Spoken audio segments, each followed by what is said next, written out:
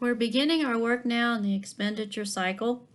I want to bring your attention to two reference books. First, I want you to open up your basketball. And if you look in basketball on page 22, this is where we'll be working in this particular module, would be on purchases on account. This is going to create the accounts payable. On the next page, on page 23, it says cash disbursements. Disbursements means cutting a check. Just as these two are on separate pages, I want you to think of that binding that goes down the center as a separation. These are separate processes. They should be kept separate within your organization. When we get into the expenditure cycle, you're going to find only one exception to this rule, and that is in payroll, where we will be cutting payroll checks and basically eliminating the liability at the same time.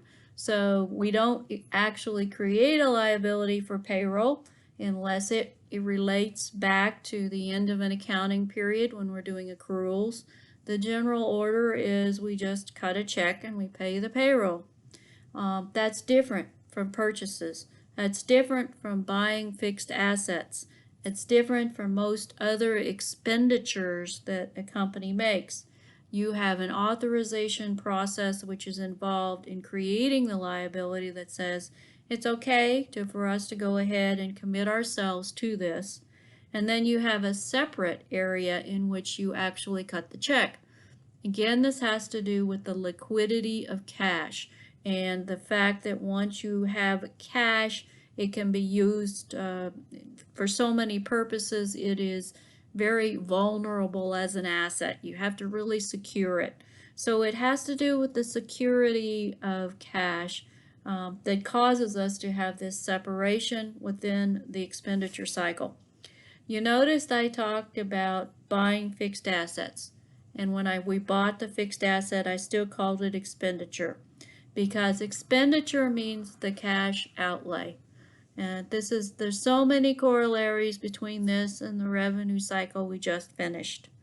The end of the revenue cycle was what? Cash coming in. The end of the expenditure cycle is going to be what? Cutting a check, disbursement, cash going out. You're going to see in the purchase orders here, we're creating a purchase order. In sales, we had purchase orders coming into our company that were prepared by other companies. Now we're going to be the company creating it. In this one, we're going to have accounts payable. In the other one, we had accounts receivable. And, you know, this one's going to have a purchases journal. The other one had a sales journal. So it's almost like an opposite, but yet you can kind of see the corollary, can't you? So if you think of it that way, it's interesting. There's a number of layers here involved, a number of steps that should happen. And when we go over this and we talk about the documents, it's critical that you understand the documents. If you look at your other reference book, the area now we're in is in Chapter 4. And recall in Chapter 4 that they have titles that I don't particularly agree with. I will let you say this is purchases, cash disbursement, or purchases, accounts payable, but I don't call it a cycle. I say that's a sub-cycle of the expenditure cycle. And again, I go back to auditing and I talk about the auditing terms. If you look on page 54, it's going to talk about the documents. If you go back a little bit onto page 53, they have the actions and documents in a big format on this page. You have to turn your booklet to look at it, but that is their representation. And again, I'm going to tell you that the documents lead up to the point where you have the journal, and I don't include journals or ledgers as documents. So you have a purchase requisition, a purchase order, a receiving report, and a vendor invoice. Along with that receiving report, you could also have a bill of lading. And I do not know why it's not included in the SUA in this cycle. We had it when we had it in the revenue cycle because the seller prepares it. So the seller is preparing it with that truck company, if you recall. We could have access to it as well. In fact, usually the buying company has access to that bill of lading. It's just not included here in the SUA, and so therefore they don't include it on page 53. 54 is all important. You need to memorize the documents. You need to be able to understand if I give you a description of a document, can you tell me what the document is? The purchase requisition is not always a required document, and it says many times it is oral.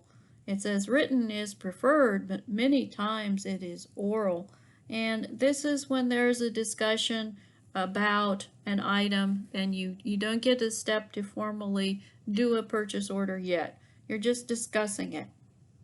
And if you recall, when we had sales, there were discussions going on before we actually had the purchase order being received from a company.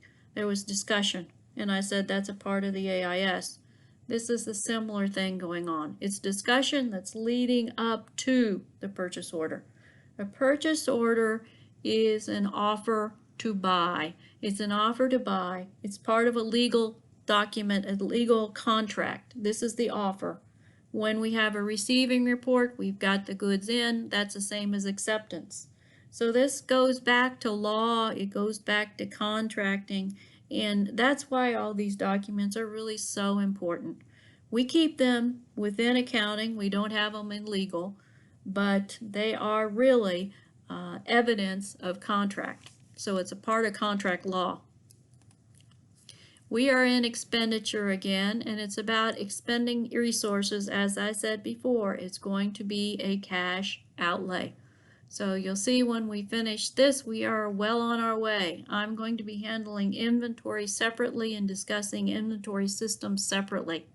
We are on 1, and as you note, cash disbursements or cutting the check is going to be separate from the purchases, which is the creation of the payable. Payroll is going to do all of that combined. Fixed asset is going to separate it. So typically with fixed asset systems, you're going to have creation as we do within our SUA. We actually have subsidiary ledger systems to handle all our fixed asset and our fixed asset purchases. But it is going to be, again, separate from the cash disbursement. So you'll notice I have 2 learning objective 2s here. That's because when we look at flowcharts, we're really also talking about documents and the purpose of the documents. I highlighted where you find that, and it is really on that one page, page 22.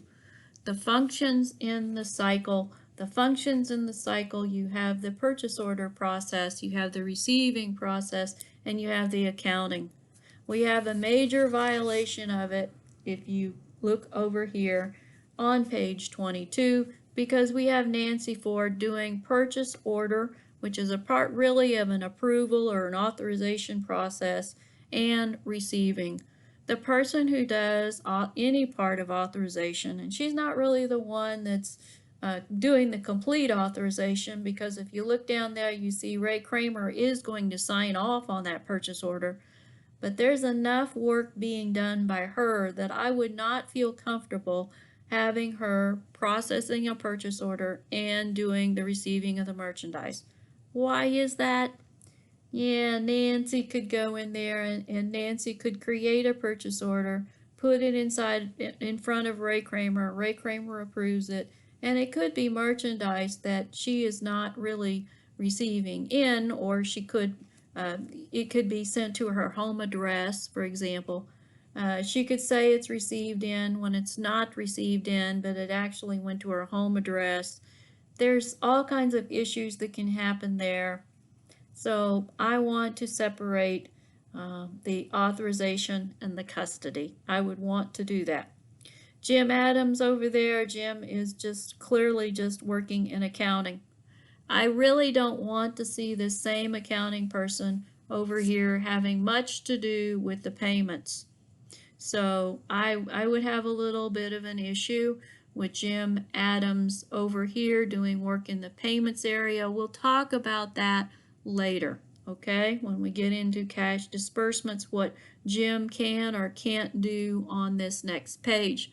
As I said before, typically segregation of duties we would not want to see the same 3 people in cash disbursements as on purchase on account. So there are the number, we'll go through the 5 control activities in every cycle and every sub-cycle. We need to relate those back to whatever we happen to be doing. So the swim lanes then are the purchasing, and the recognition of the need to purchase is that pill. It says receive oral requisition. So that's the requisition, the decision that they need to order. And then receiving, there would probably be a bill of lading again, but they don't have it here. And then accounting, and then accounting is going to look and going to see that we have the approved purchase order and the receiving report. And then once we get that vendor invoice, we can go ahead and create the payable. So the actions that are happening are these actions. They're repeated and you can see them if you look within the chapter, the discussion of this. The last thing you get before you actually record the payable here is going to be the invoice from the vendor.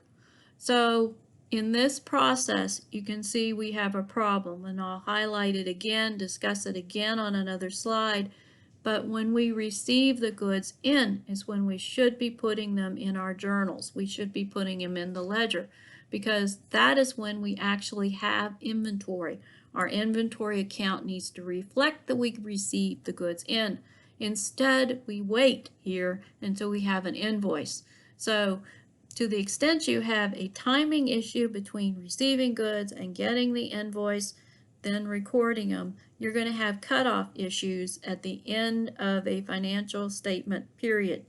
So you could actually have goods received on December 15th and get your invoice in on January 3rd, and then you would have a problem, because January 3rd would be the time when you would normally record it then in your purchases journal.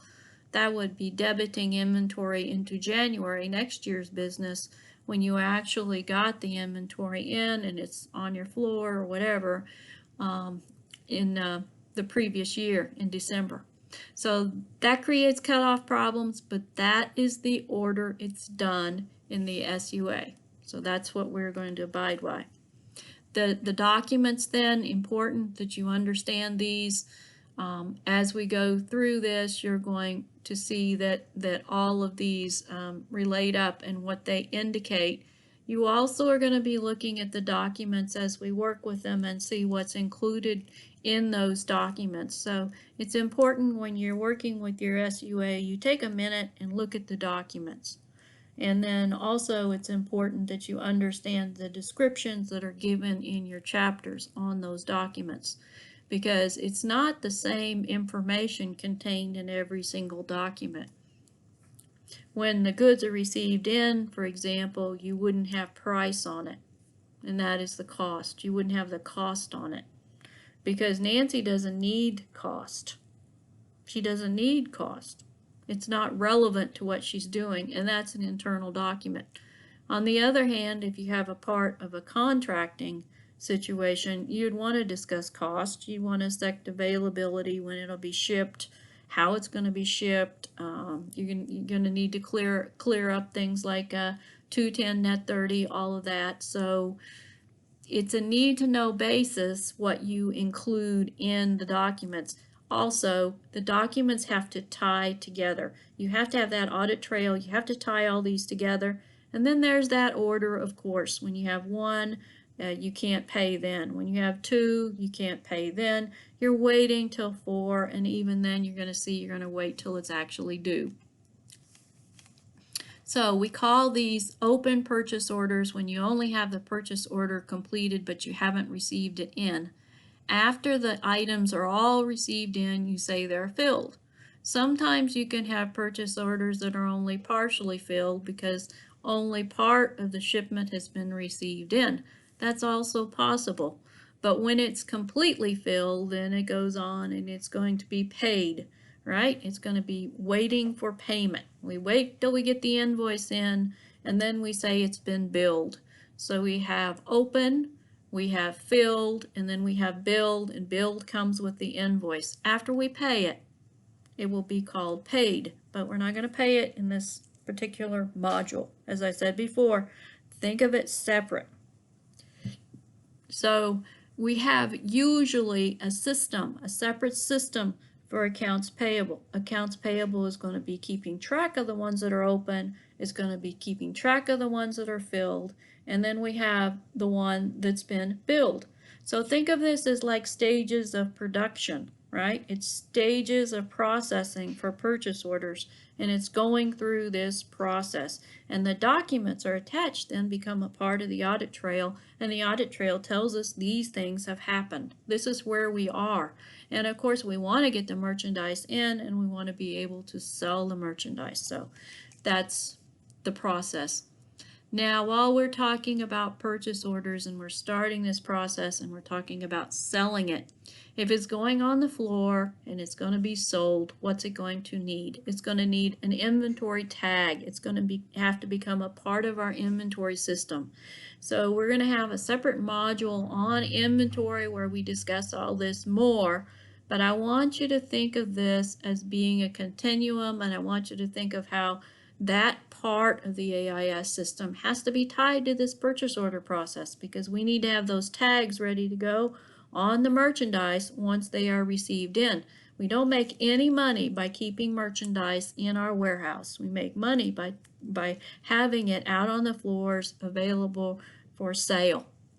The other part I want you to think about now that we don't emphasize enough is the tie into management reporting. These open purchase orders, these purchase orders that go out, how do they go out? Well, there is a process, and within merchandising you have buyers. Buyers are responsible for certain dollar amounts in items, or they're responsible for certain things that they're going to be purchasing. You might have ladies' dresses, someone that purchases ladies' dresses. You might have a buyer who's responsible for purchasing men's suits. In large department stores, you have various buyers, and they have specialty areas. Children's wear, for example, infant wear, household items.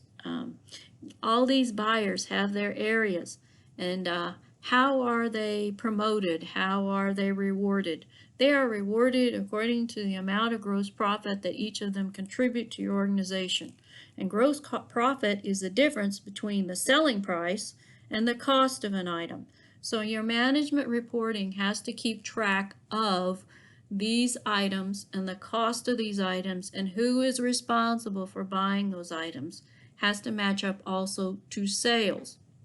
Now you're also thinking along these lines of stores. Which stores should you keep open? The stores you should keep open are the stores that contribute most to the margins. Not just the margins, because some stores are going to have higher rent than others. So you're going to start thinking about profit and loss statements that are being created based on a store, and the biggest expenditure item in the profit and loss for a store is going to be cost of goods sold, and cost of goods sold is coming from this particular cycle. So you're trying to tie these costs, and you're going to try it in responsibility to that buyer, that particular buyer, or you're going to tie it into the stores, which stores are selling which items, and the cost associated with those items in the store, and how that ties into that particular store's profitability. Responsibility center along those lines goes up through district managers and all of that, and that's a part of sales, but it's not just the ones that have the biggest sales again, it's how they contribute to profitability. The other thing to think about here is budgets, because each one of the buyers has a budget. They can't just go out and buy all kinds of items at any particular price. They have budgets. They have certain policies and procedures about the items are over this amount, they need to get another approval. So you're talking about an authorization process. Again, we're back to Peter. The policies and procedures in place in the organization needs to be accounted for within the AIS. There's a budget, there's an amount, so you have a budgeting system that's tallying up all these purchase orders by the buyers that are actually authorizing or creating the purchases. All of this, again, is a legal system as well. So when we look at purchases, we keep coming back to this, that it's really the same as what we had when we had revenue. It's just the other side. And I made a point when we were talking about the seller of saying it was a customer purchase order, because I want you to see it's the purchase order that's coming from the customer when we were in the revenue cycle. When we are in the buying cycle, it's our purchase order. So again, you can look at the logos and you can see the difference there. The shipping versus receiving. So if you are the one that's buying, you get it through your receiving area. If you're one that's selling, it's going out through the shipping area. These are both those units that are very closely attached to the warehouse. My example for you is to think about Target, think about Walmart, and to think again about a grocery store.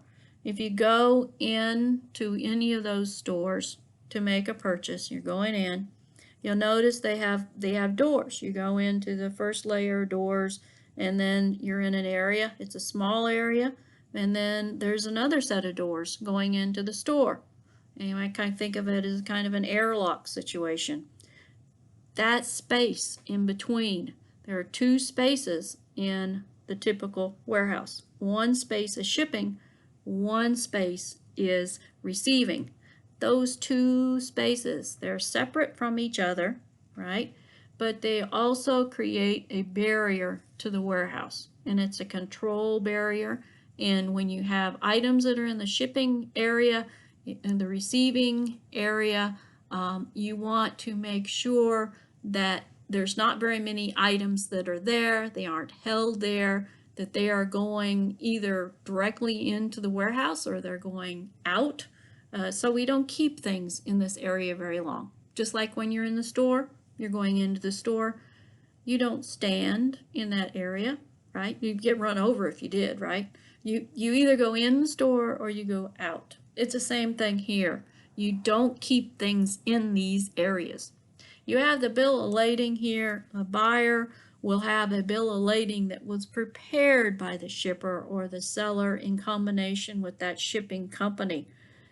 Yeah, so it's the same bill of lading. It's just that the shipper and the seller, the shipping company and the seller is going to prepare it. So if you're the buyer, you have every right to request a copy of that bill of lading to see what was actually shipped. Now it's going to be in cartons, it's not going to be in items, but when you have the receiving report, it's going to be in items, actual items.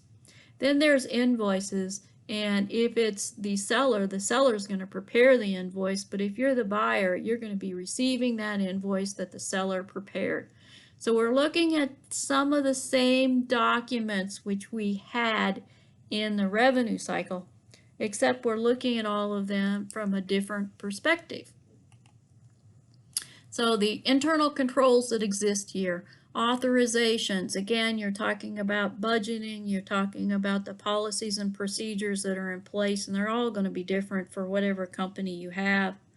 If you have documents, the internal documents, they need to be pre-numbered. All those things that we generate are pre-numbered.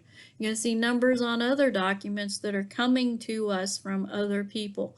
The ones that come from other people will have their numbering system, and they have a pre-numbered system hopefully going on with their organization, but those numbers will not be sequential like our numbers are. There's going to be limited access, as I said before. You have that barrier that exists. This is for receiving for this one. For the other one, it was for shipping. You have that separate area. The segregation of duties, we had a violation because we had Nancy who was actually doing the receiving and the purchasing, and we do not like to see that, because the receiving is having custody of an item and the authorization is telling it where to go and you're buying it. The verification process here, you're going to match everything up as you go along with the documents. That's one of the primary things that's being done along the way. You're going to have that, again, that approval process. You could say it's authorization at the top, but it's also approval to make sure, or a looking over of documents to make sure things are right. Make sure there's no missing documents, and this is going to be used accounts payable. So at the end, you're going to have an issue with your control balance matching up to your subsidiary ledgers. There are often adjustments made to purchases. This is where it's critical that you have someone in receiving that is actually doing a very good job, because if the wrong quantity is shipped, you don't want to pay for merchandise you have not received. When you get into this SUA, you're going to have a change in the quantity between what is on a purchase order and what is received in. And you do not want to then have your invoice and pay an invoice for a total quantity when you did not receive all of it. You're only going to pay for the quantity which you received.